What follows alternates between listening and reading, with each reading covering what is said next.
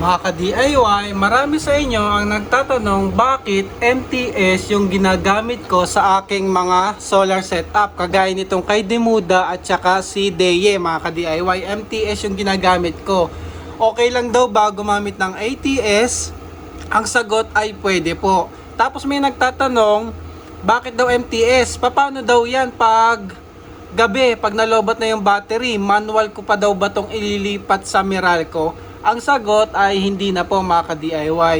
Nabanggit ko na po to dati, yung mga inverter na ginagamit po natin, kagaya ni Demuda at saka ni Deye, may built-in na po yan na ATS or relay yung ginagamit niya sa loob, mga ka-DIY. Kapag nalobat na po yung battery, automatic siya na yung magsuswitch, lilipat na sa Meralco. So bakit tayo nagkakabit pa ng MTS or ATS? Yun po ay kung halimbawa magme-maintenance tayo, papatayin natin yung inverter, kailangan nating i-bypass yung kuryente. Kailangan yung pupunta sa bahay ay galing na po kay Meralco. So yun yung isang dahilan kaya naglalagay tayo ng MTS o kaya ATS. Ayan, ito pala meron ako ditong ATS, pag-usapan natin mga ka-DIY kung paano yung wiring nito. So pangalawang dahilan kung bakit tayo naglalagay ng MTS o kaya ATS ay halimbawa kung masira yung ating inverter, bigla na lang nawalan ng output.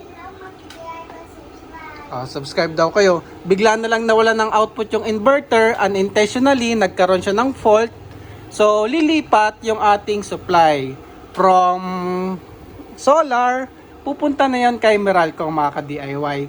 Kaso kapag nga MTS, ba-brown out yun, mga ka-DIY. Kasi nga naka-MTS tayo, so manual natin tong ililipat. Kung halimbawang nawala ng kuryente at nagka-problema yung inverter, so manual. So marami nagre-request, pwede daw ba ATS? Pwede po. I-wiring natin to, mga ka-DIY, at ituro ko sa inyo kung paano ito ipapalit dito sa ating MTS, mga ka-DIY. So may iba-ibang version nga pala yung ATS, mga ka-DIY. Ito lang yung binili ko kasi ito yung pinaka-slim type, mga ka-DIY. Meron yung mas malalaki. So yung medyo ang kakainin nun, mga 4 na slot, mga ka-DIY. Ito ang kinakain nito ay 1.5. Yun yung kakainin nito kung gagamit kayo ng ATS, mga ka-DIY. So ayun, kung halimbawang masira bigla yung inverter, automatic lilipat to, mga ka-DIY, sa ating backup. Yung backup natin, yung number 2, dyan natin ikakabit yung Meralco. At yung solar naman, dito natin ikakabit sa number 1, mga ka-DIY. So, priority kasi nitong ATS na to ay yung number 1. So, yan na, dyan natin ikakabit yung solar. Sa number 2, dyan natin ikakabit yung Meralco. So, once namatay si solar, lilipat po tayo kay Meralco. Yung output natin dito sa baba, mga ka-DIY, or yung load. So, i-sample natin, gawa natin ng wiring, at least makita nyo din, mga ka-DIY. Pero napakadali lang naman ito. At saka, buksan din natin para malaman nyo kung paano ba siya gumagana, mga ka-DIY. Paano ba nagiging automatic yung paglipat from number 1 or solar to number 2 Meralco, mga ka-DIY. Mga ka-DIY, sa pagsiset-up, ito yung ating example. Naglagay na ako ng 220 volt AC in dito sa ating solar input. So ito yung solar input natin, ha. Itong number 1. Sa number 2, ito naglagay na rin ako. So ito naman yung papunta sa grid.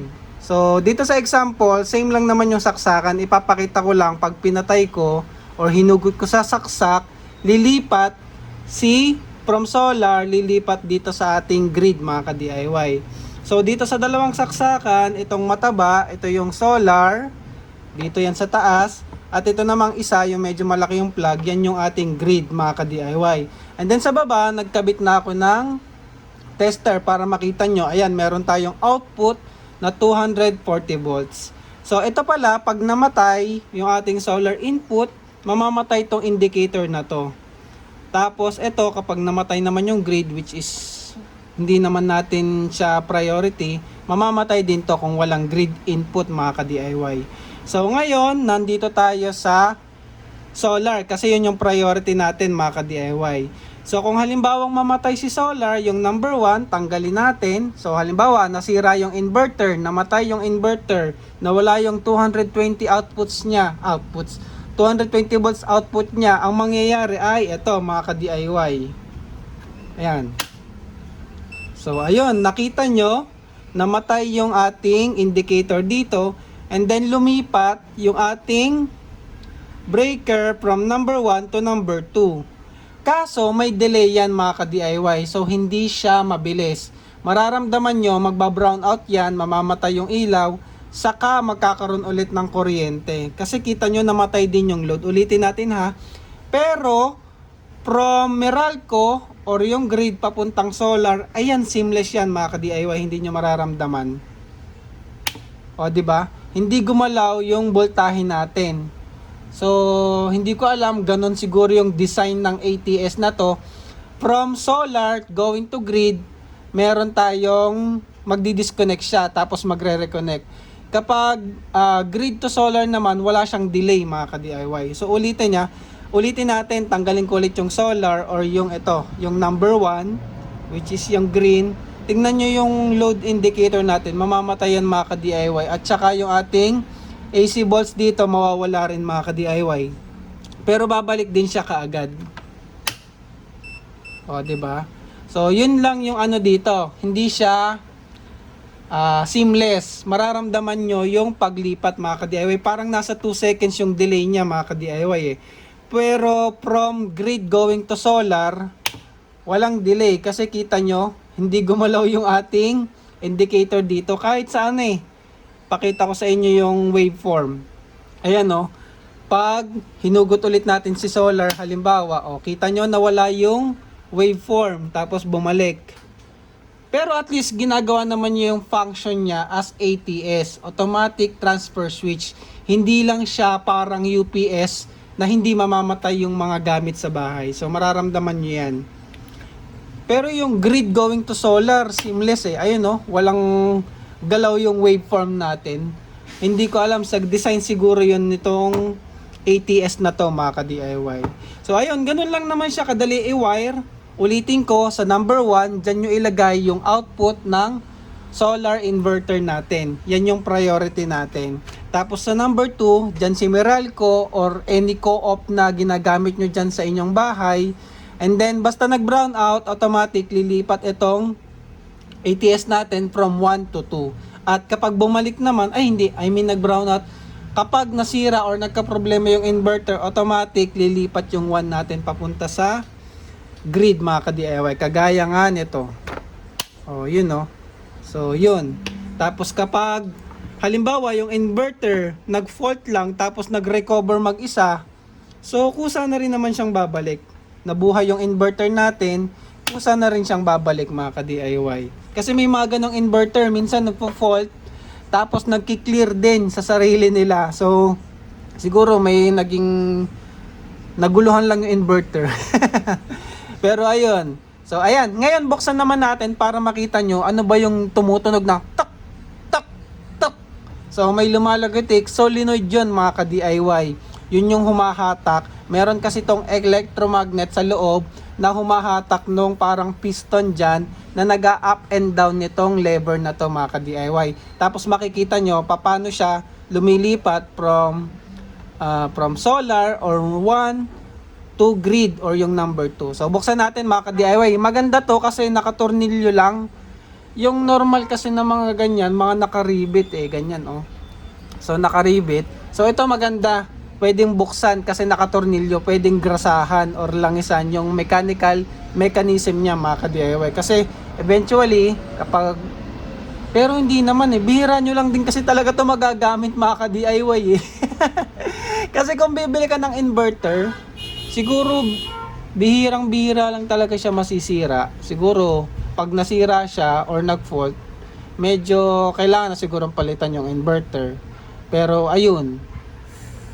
So, subscribe daw kayo ulit ha. So, kaya nga MTS ginagamit ko kasi nga hindi naman siya talaga technically dapat magamit. Kasi pag ginamit mo yon, nasira yung inverter, kailangan palitan, may problema. O kaya naman, i-maintenance mo lang. So, siguro twice a year or once a year mga ka-DIY. So, buksan natin mga ka-DIY. Ayan, after ko matanggal yung mga tornilyo mga ka-DIY, ito na yung ating ATS. So pwede nyo nang tanggalin to. Mabubuksan na natin siya mga ka-DIY. So ayan, dito sa my left side, andyan yung kanyang control board. So ayan yung control board, pati yung mga LED natin. Tapos sa ilalim niyan, meron pa yung mechanism, pero makikita rin naman natin dito sa kabilang side. So tingnan nyo lang, andito yung mga kumokontrol. Ito yung ating board, tsaka ilaw. So ayan mga ka-DIY, maganda naman yung build niya, no. So sa kabila, ito na yung tumutunog. Ito na yung pinaka. Ayan. So ito na yung ating coil. So magkabila yan na humahatak dito sa ating bakal na to mga ka-DIY, o ano bang tawag dyan, connecting rod. Tapos makikita nyo yung plastic na yon, ayan, connected dyan dito, which is connected dito mga ka-DIY. Kaya tingnan nyo, kapag in-up and down natin yan, ayan, naka-manual naman nakuha. Huwag nyong gagalawin to nang hindi kayo naka-manual. So nakikita nyo, lumilipat to. Ito yung contacts natin mga ka-DIY. So kapag nilagay ko sa 2, yung contact na to lilipat dito, which is number 2 mga ka-DIY. Tapos kapag binaba ko sa number 1 or sa solar priority, lilipat to, yung ating pinaka-contact. Ayan, no. Yun yung lumilipat. So ang galing, no, meron siya ditong pang-absorb ng spark siguro to, or arcing mga ka-DIY. So ayan. So ayan yung manual, para siyang MTS. Manual mo nililipat mga ka-DIY. Nililipat mo from solar to Meralco. Solar, Meralco. So dalawa yan, nasa kabila yung isa sa ilalim nitong board mga ka-DIY. Pero ganito lang din naman yun mga ka-DIY, kabilaan lang. Tapos dito meron siyang flexible na copper na connected para sa ating output load mga ka-DIY. Dito na yung output. So kapag binaba natin to, dito tayo connected sa solar. Kita nyo yung connection natin is from here, bababa dito, pababa dito, at papunta sa output. Tapos kapag inangat natin, from here naman yan mga ka-DIY, from Meralco or number 2, pababa sa kanya dito sa pinaka-contact point natin, and then pababa, and then papunta sa output. Ngayon, paano kapag automatic? Ayun nga, sabi ko, pansinin nyo to, up down to. So yung pag up down yan mga ka-DIY, hahatakin niya to, papagalawin niya. Halimbawa, ayan, lumusot. Halimbawa, tinulak ko to pataas. Ayan, no. Pag nag-activate kasi tong electromagnet na to, hahatakin niya to, hahatakin niya itong plastic na to. And then yung plastic na yun, hahatakin niya naman itong connected dito. So ayoko lang baka kasi masira pag hinatak ko ng todo. Ayan, no. Ayan, lumusot na. So ayan, ayan yung humahatak sa kanya mga ka-DIY, itong piston na to. So namamagnet yan mga ka-DIY, malakas na magnet, powerful, kaya nga naririnig nyo lumalagitik tik. Ito yon, dito yon sa loob kasi humahampas tong bakal na to. Ayun, no, halimbawa nag-activate to, hahatakin niya to, tapos hahatakin niya to mga ka-DIY, yung pinaka lever natin mga ka-DIY, hahatakin niya pataas. So ayun, so ganun lang naman siya nagwo-work. Pwede siyang, ayun, no, may grasa siya, no, para at least yung mechanical ano niya hindi magkakaskas, kasi pag wala mapupudpud dyan. So ayun, ganun lang naman siya gumagana mga ka-DIY. So ayun, very good naman yung kanyang build, no, hindi siya yung mukhang mumurahin lang. So kung kailangan nyo at gusto nyo naka ATS, sino bang gagamit ng ATS talaga? Siguro kapag ano, magse-setup kayo tapos hindi sa inyo at para sa ibang tao, o kaya lagi kang wala sa bahay, maganda mag ATS naman para at least kung magka-problema man yung inverter, hindi mo na kailangang manually ilipat sa grid, kusa na siyang lilipat, 'di ba? Kasi hindi natin masasabi kung kailan magkakaproblema yung inverter, hindi natin alam, 'di ba mga ka-DIY? Kaya okay lang din naman, lalo kung parati kang wala sa bahay, mag-ATS ka na. Pero kung lagi ka namang nasa bahay at saka madali namang ituro, i-up down mo lang naman yung dun sa breaker yung MTS natin So pwede na rin na MTS mga ka-DIY. So depende naman sa preference nyo mga ka-DIY, kung gagamit kayo ng MTS or ATS kagaya nito kay PEMS. PEMS. So ayun mga ka-DIY. So PEMS. Pwede naman kayong gumamit ng ATS. Wala naman nagbabawal. So, ayun, check nyo na lang kung gusto nyong itry to mga ka-DIY. Link nasa baba ng ating video o kaya nasa video mismo. Ayan, nagpa-pop up lang dyan. Makikita nyo kung saan nyo siya mabibili. Andyan na yung link mga ka-DIY. So, ayun lang, maraming salamat and thank you for watching.